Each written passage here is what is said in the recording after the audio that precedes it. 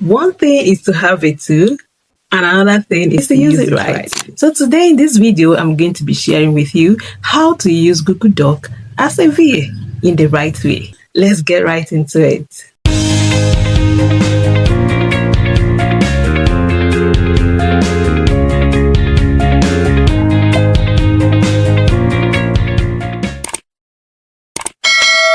Okay, so I'm sharing my screen right now to show you how to use Google Doc. Once you log into your email and your browser, probably Chrome, Mozilla, depending on the browser you're using, you head over to this section. Most times through your email address, you see something like this toggle here. So you click it. Once you scroll down, you see Docs. Once you click Docs, you will land in this interface. So usually this interface have different templates, right? For project proposal, for meeting notes, for newsletter, for brochure. You can use it to design an ebook, right? So for the purpose of this video, we're going to be using a blank document. So you click on this one that has a plus sign. So once you click on it, to load to this interface, right? First thing you do as a virtual assistant is to name your document. Reason why you have to name your document so that you can easily access it from your drive, or you can be able to search for it, being that you are also having other documents in your drive. So if you can easily search for your document and find it, But if you have it untitled, you won't be able to remember what content is in the document. So that's why you have to name your document. That's the first thing you do once you land in this interface. So let's say for the purpose of this video, we're going to name it proposal. So once you click out, it saves it automatically. So you look at this upper side, you see this cloud here. That's how you know your document is saving. Peradventure, if you have network issues, you will see this cloud have an X on it. So that means it is not saving. And you also be notified that your document is not being saved because they're offline. All right, so let's go further. Right now, if you look at this upper part, you will see file, edit, view, insert, format, tools, extensions, and help, right? So these are all the sections that also assist you while you're using the Google Doc. Okay, we're also going to come back to this place. Then if you look here at the left side, you see a search tool. So once you use this search, you can use it to search for a particular section in your document or a particular word, or probably you want to refer to something or find something you want to correct. You can use this search tool to be able to find it in that same document, right? So the next one is undo. Undo is when you make a mistake, take it back to where you were before so that you can be able to correct yourself, right? The next one is redo. Probably you did something and he wiped it mistakenly. You have to use the redo to get it back. So the next one is print. For those in the office that want to print a document, you use this tool, connect to your printer and print. This one is for spelling, grammar, is automatically activated. Once you check it to help you check your grammar while you're typing. Okay, this one is paint format. This one is zoom. This one helps you to increase the document, zoom it in or zoom it out, right? Right now it's 100%. If I put it in 125, you discover that the document has increased, right? So that is the work of this zoom. Let's put it back in 100. Then here is for styles, the style of text you want to achieve. If you toggle it, you see title, different types of headings. So depending on the type of heading, we're also going to see all of this as we start processing. Depending on the type of heading you want to achieve, you'll be able to use this section. Then this side is the font. Font, the type of character you want what you're typing or the words on your document to have. So if you toggle it now, you'll be able to see different types of fonts. We're still going to come back here. Here is the font size where you increase. The minus sign is to decrease. The plus sign is to increase. The B is to bolden the letter or the sentence, depending on what you want to bolden. This is italics to make it curve. Underline to underline the particular word. This is the text color. This is highlight. This is for link. This is for picture, right? So we're going to start so that I can show you how to use all of that. So let's start with that word proposal. So I have proposal here. And peradventure I want to make it a heading, or I want to make it bigger. This is me going here to increase size, right? So I just go right here where I says I showed you earlier about styles. Click here. I can choose title and go here and say apply title. When I apply the title, it will increase it automatically as a title, right? I can decide to increase the size using the plus sign, the way I want the proposal to appear. I can decide to decrease it using the minus sign by the side to the way I want it to appear. Okay. Yeah. So now let's say I don't like this font that it came up with. I want to change the font. So I'll come here, toggle it. I say I want to use this one that is darker. You see, it changed this to the another font. So if I want to increase it, remember you use the plus sign. I increase it. So if I want to bolden this, observe that the color is like this, but if I bolden it, you observe that it gets darker.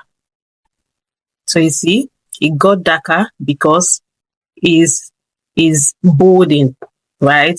If I remove it, you see it went back to its normal color.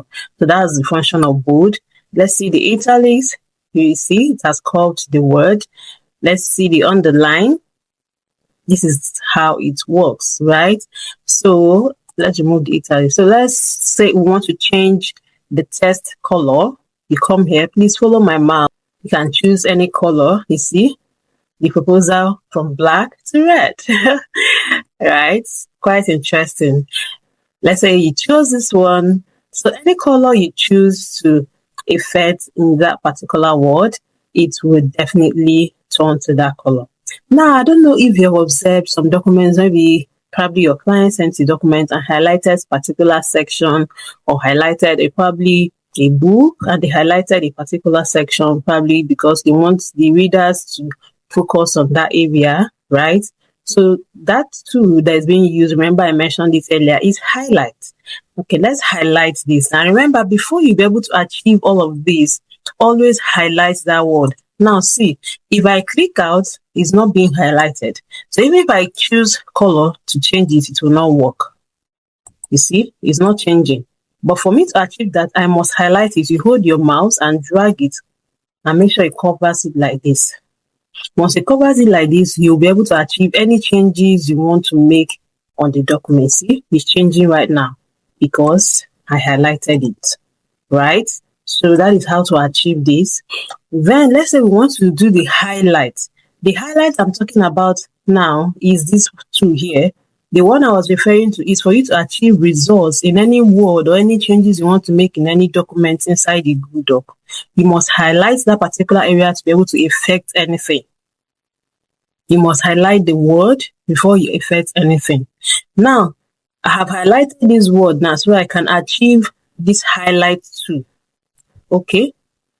I don't know if we are getting it. I don't know. Don't be confused. The first highlight, okay, let me click out. The first highlight I'm talking about is this one. You must do this on any sentence or any word you want to apply any function for it to work. Otherwise, it will not work. Then the second highlight I'm talking about is this two here, this particular one that says highlight color. So I want to effect it on this word now. I click it. And people usually choose yellow. I don't know why, right? So you see, it has changed the background or kind of highlighted the word. Okay, let me click down and put the kind of word.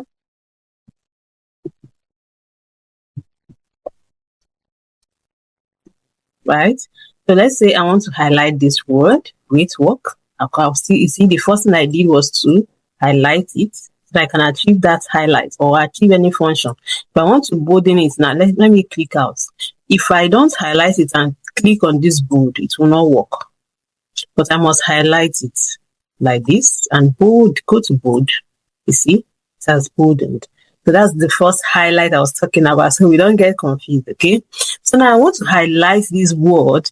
Probably I want to make it distinct from other words in the document. So I use the highlight tool. And click here and then choose yellow. You can choose any color. It must not necessarily mean yellow. Any color of your choice, as long as you have an idea of what you're highlighting, right? or you'll be able to differentiate it, that's fine. So that is the work of highlights, right? So now you want to link, or you want to insert a link. Sometimes I observe that some VAs just copies the link to their portfolio or the link to any tool they want to share with a client and sends it that way to the client. It is very wrong, right? So today I want to show you how to insert your link. Let's say for instance, you want to put portfolio, you can say view my portfolio. You see this is having highlight because highlight is still activated. Let's remove it. You come here, you click highlight, you go to none and remove it. So it will make the words not to be highlighted anymore. So view my portfolio. Okay.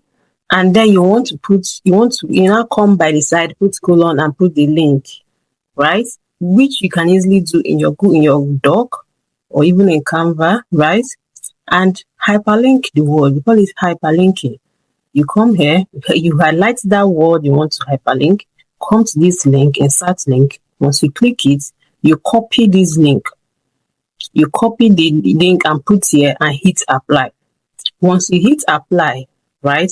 Okay, let's say for instance, right? Once you do that, this will be highlighted. Okay, let me use this for instance so that you see what I mean. Let me say I want to see. This is hyperlinked. So each time the client comes and click on this, person will have access to this and just click the link, right?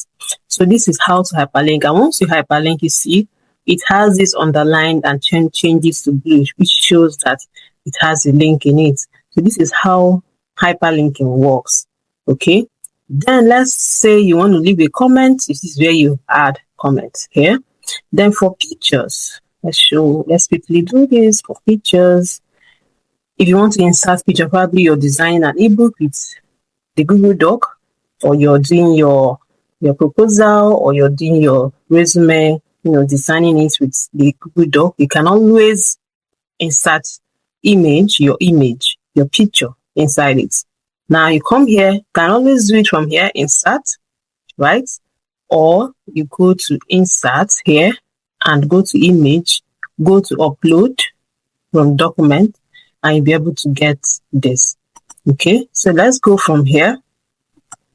So once you click here, you see upload from computer. So let's pick a picture from the computer. Wow, you see that?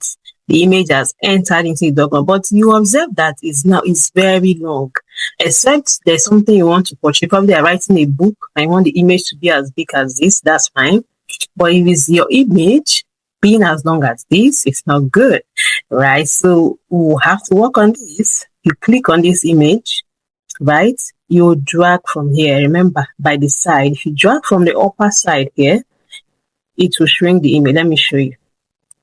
You see, it has started shrinking the image. We use what? Or undo button to go back. And then we go by the side. By the side, you drag it so that it will still maintain its shape without losing its shape or the way you want it to be. Okay.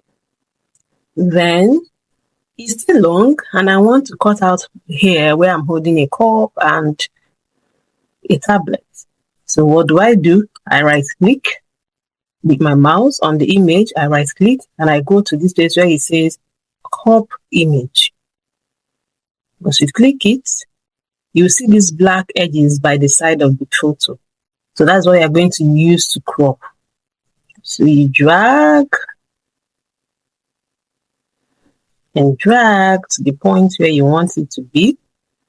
Okay, come here, hold this black side again, drag, come here, hold this side again, drag. So that's how you keep on dragging until you get what you want. So once you are done and you've gotten the place you want, you click out. As soon as you click out, it gives you that shape automatically. See?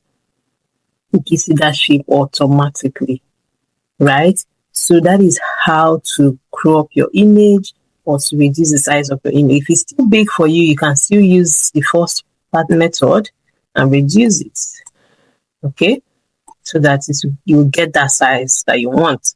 So that is it for inserting image. If you come to these three dots, if you click it, you'll be able to see other functionalities as well, right? You see this one is for alignment. If you click this, you see the left, center, right, and justification. Justification is to make things to be equal, Then left, I will show you all of that now. Let's do that now. So let's see, this proposal is in the left and I want it to be in the right. You see, it moves to the right. I move it to it is in the center, please. Then if I move it to the right, it goes to the right. You see? Yeah, so then justification is when you have a lot of words in a paragraph and probably it's not aligned. That's the particular one you use to align it. Okay, let's take it back to the left. So the next one we're going to be looking at there is line paragraph. Line paragraph is probably in the paragraph, the words are clustered. You would want the word to be spaced out. So let me show you. Okay. Yeah, so once you have something like this, these are the sentences you want to space out. So you come to these lines and paragraph and hit 1.5. Hit 1.5, you see, the space has increased. If you come and hit double, it will increase. You see? So that's the function of the line spacing. And if you want to, the next one we're going to look at is checklists. Checklists, if you want to use checklists, in the group, maybe you're preparing something and you want to add checklists, something you would want to check out, you use this. You see? It adds it automatically. Okay? You can select any one that you want. So let's say, for instance, you're doing this, you'll be able to check it out, inside the doc, right? So it's for checklist. And this one is bullets. If you want to itemize things, let's see that. You see, it has changed from that checklist to this type of bullets. So you can always select the type of bullets that you want. So the next one is numbering. Once you click this, it changes it to number, you see. So you be able, if you want to itemize using numbers, this is how you're going to achieve that. Okay. Yeah, so that is it for formatting. So the next thing I want to show us is document tab. So Google has made it so easy now that you can work with your documents, without having issues. Let's say, for instance, now you can be able to work with these documents and also add some things. You want to have everything in one place. You don't want to have them in different documents. You'll be able to achieve that using Google Doc, right? So let's say this one we're doing right now is tab 1. You can rename it. You come to these three dots and click rename. And once you click it, you add the name you want to add to the tab and save. Once you click out, it saves, right? Let's say I want to add another tab. I'm making a research with this same document and I want to add another tab. I can say I can rename this one to research since I want to research. And then once I'm done, I'll come to these three dots and click add subtab. Probably let's say this first page, I want to use it to outline the areas of, where I want to research on.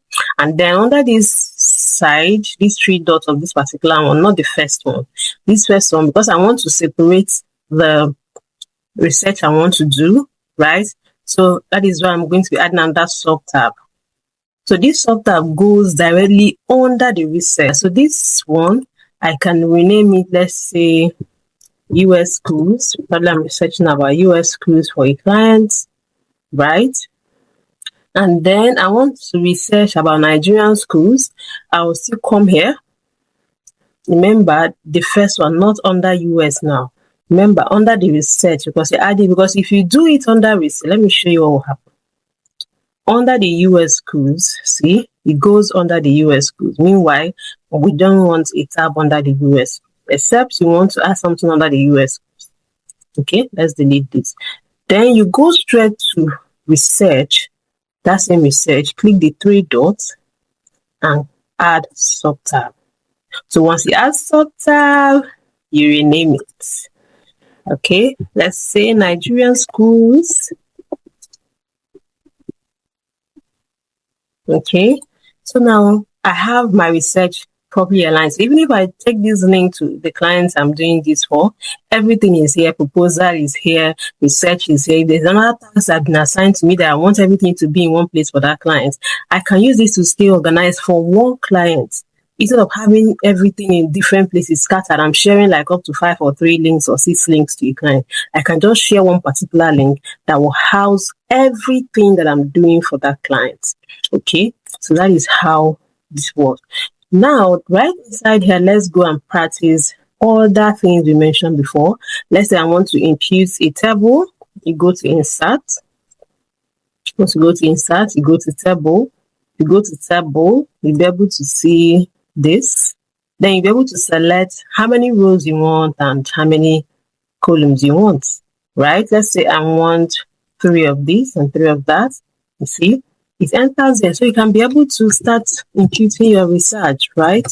And do all of that. So once you send this to the client, everything is, organized. The client is not looking for anything because they are all properly labeled and your work is neatly arranged inside, right? You can always do this. If you want to add another tab, let's say you need more than this, you come here, click the plus sign here and add another row, right? Come here, click the next plus sign, add another row. Okay, so that is how you can be able to, set up a table inside a Google Doc without using a Google Sheet. Eventually, you want everything in one place in your Google Doc, right? So this is how to use Google Doc for as a VA and to be organized. All right. Then the next thing we're going to look at here is how you can download this document. But eventually, the client says, okay, submit this task in a PDF, right? You can download here. You can email this to a client. You can make a copy. But eventually, you don't want to do this, or you're sharing a public file and you don't want to give everyone access. So you can make a copy. If you are someone that is accessing a public document, you can make a copy of that document, and have access, right? You can use this to open a document. This is if you want to create a new document. This is if you want to share the file. We're going to come back to this one. Then for email, you come here, you can email this file directly to the person. Once you click this, it pops up. It pops up for you to put in the person's email, put a message, send yourself a copy, you toggle this and send yourself a copy. Then the file format, if you want it to be in PDF or Word or anything, select it here and then you send down here. You send, right? So because for the purpose of this video, we're not sending it as an email. You come back here. So here we want to download as a PDF. You can download as a Microsoft Word, as a PDF, as a plain text. I don't know if you're seeing some document that has TSC. That's a plain text. It's being saved or downloaded as a plain text. Okay. So once you click here, you click it. Once you click it, it will download. It will ask you if you want to download only this current tab or all of the tabs. You can select all tabs, right? And once you click export, it will be downloaded into your laptop. So that is how you can download this document as a PDF. Okay. So if you want to delete this, you can also delete. You want to trash, you can also move it to another folder, right? You can also view history of what has happened. As if you are the owner of the document, you always view history of your document. Okay. Okay, before I show you the last thing, let me show you how you can add elements in Google Doc. When you come to insert, you can see drawings, right? Let's say you want to draw, you can click here, new. Once you click new, it takes you to this interface. Once you come to this interface, you'll be able to select what you want to draw. Let's say we want to draw a circle, or want to draw a star, or anything you want to draw, you select it. Once you select it, you make the size of what you want to draw. Once you make that size, if it's not big enough, you can drag, to what you want. You can color it, put a color in it, do anything you want to do in here. So as soon as you're done, if you want to type, You can also type. But as soon as you are done, right, you save and close. Once you save and close, the element appears in your Google Doc, and it appears exactly where your cursor is.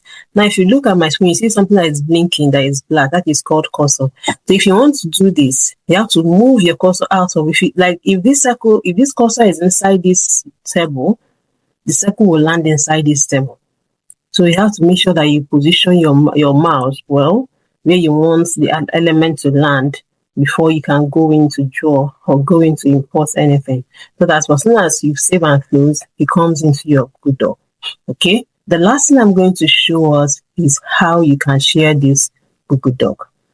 So for instance, the client says, okay, I need to be seeing what you're doing as you're working. Kindly share the document with me. So all you just need to do is come here and the top right hand corner, you click share. Once you click share, you will see this. It said restricted only to people that have the link. So if you share this link like this, the client will not have access. So either you add the client's email here, we are coming to this. So the client will not have access, right? So because it's restricted, so all you have to do is to click on is restricted, open it and go to anyone with the link. Once you click it, it loads up. You see viewer access. So do you want to give the client viewer access? You come here, copy the link and send to the client. Do you want to give the client editor access? You click this and toggle it to editor. Right? Once you change it, you get to copy the link and send to your client. Do you want to give the client commenting access? You click this and just give the client to be able to comment.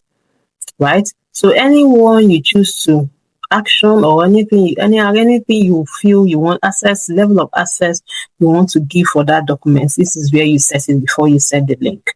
Okay? So let's say, for instance, you're adding the client's email, right? Once you add the client's email, you can just send this. You can put a message and then send. The client will receive it in their email. And let's say maybe you're sharing it with somebody and you want the person to have limited access. Maybe not your client. So you can come here, but this works for only when emails are meant by all these emails that is like my email now, hello@godierva.com, right? So all these .com or all these, domain emails, that's this kind of function can work, but your normal gmail.com emails, it will not work, right? So you come to this setting, you can set this here, then on the access you want to give the person, then you can also do that here and select the type of access you want to give the person. Then you want to give a limited access. You can come here, add expiration. You can select the expiration date. This is automatically given.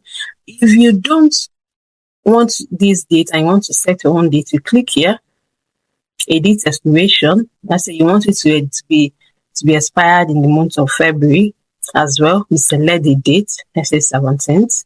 You select the time, let's say 9 a.m. and hit done. If you don't want this expiration, you can remove it by clicking this and hit done. Once you hit done and send this to the person, as soon as it's this date and time, the person will not have access to the document again. Right? So this is how beautiful Google has really made, access and made so many things easy for us as virtual assistants. Okay?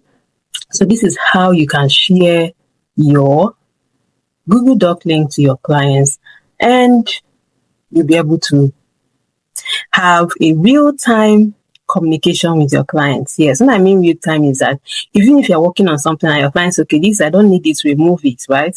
You can be able to remove it because the client might have commented in that area, and even when you make the changes, you don't need to also send the link again. The client will automatically see the changes in the document, right? So this is how beautiful Google Doc. I hope you found this video helpful. Feel free to like, share, and leave a comment in the comment section. Also, feel free to drop in the comment section any topic you would want me to talk about. And I will see you in my next video. Bye.